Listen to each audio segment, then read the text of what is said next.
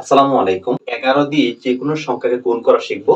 তাহলে আমরা প্রথমেই লিখলাম 25 গুণন 11। এই সংখ্যাটাকে গুণ করব। কিভাবে গুণ করবেন দেখেন।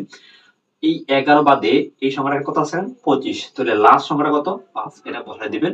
তারপরে এটা যোগ করবেন। 5 এ আর 2 যোগ করলে কত হয়? 7। এই 7 বসায় দিবেন। তারপরে একক মানে এর আগের সংখ্যাটা বসায় দিবেন 2। মানে 25 গুণন 11 এটা গুণ করলে হয় 275।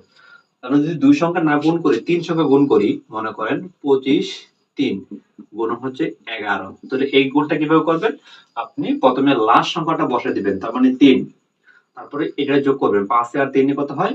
8। তারপর আবার কি করবেন? 5 এ আর 2 যোগ করলে কত হবে? 7। তারপরে 2 এর 2। হ্যাঁ?